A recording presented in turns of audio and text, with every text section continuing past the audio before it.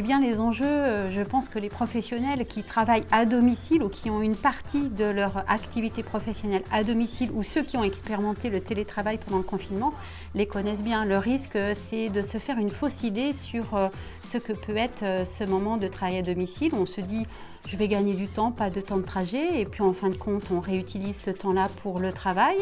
C'est se dire également, j'ai tout à portée de main, je vais être beaucoup plus efficace, et puis en fin de journée, se retrouver totalement débordé avec une charge mentale importante. Ça peut être se dire aussi, c'est confortable, je suis à la maison, et puis oublier totalement, être isolé et ne plus avoir de rôle social ou de rôle socio-professionnel. Et donc ces éléments-là qui sont plutôt des éléments qui nous paraissent au début favorables, peuvent très très vite devenir un piège, notamment par rapport aux risques psychosociaux.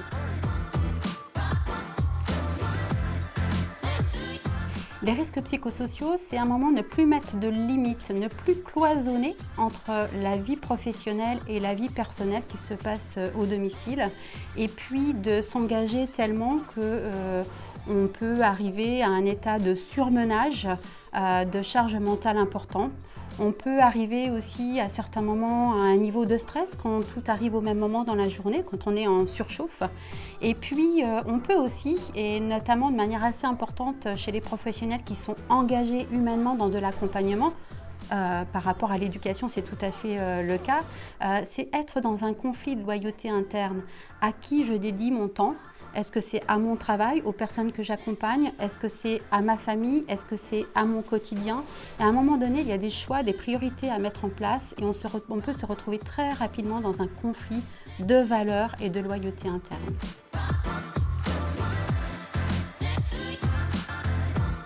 Alors mon expertise, elle est en sciences neurocomportementales. J'ai été moi-même dans l'enseignement spécialisé dans le domaine de la santé, et ma matière première, ce sont les sciences neurocomportementales. Comment est-ce que nous fonctionnons?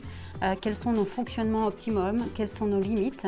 Et donc les outils que nous allons utiliser tout au long de ces 2 jours de formation, ce sera des outils qui sont très personnalisés. Nous commencerons par un diagnostic pour que chacun puisse se situer, voir les problématiques qui sont à la fois individuelles mais que l'on retrouve au sein du groupe. Et puis des outils, tout le monde n'a pas le même profil. Donc nous établirons le profil de chacun et on verra qu'on peut utiliser des outils qui sont totalement différenciés de façon adaptée à son profil, et au bout des 2 jours nous aurons une palette, une boîte à outils que chacun pourra utiliser de manière adaptée à sa situation et en même temps se trouver dans des échanges d'expériences, dans des échanges de vécus les uns avec les autres. Alors nous utiliserons des retours de pratique, il y aura des apports aussi conceptuels sur le stress, sur la charge mentale, sur son organisation, un certain nombre d'éléments un certain nombre d'outils pour éviter cette situation, un certain nombre d'outils pour lorsque ça surchauffe, parce que ça arrive, comment réagit-on? Et puis également des outils de manière à pouvoir aussi investir le champ personnel, de manière à recharger les batteries, se ressourcer, et tout ça à partir notamment de tous les outils des sciences neurocomportementales. Donc quelque chose de très individualisé pour que chacun puisse utiliser les outils qu'il souhaite, et en même temps collectif pour avoir ce retour d'expérience collectif.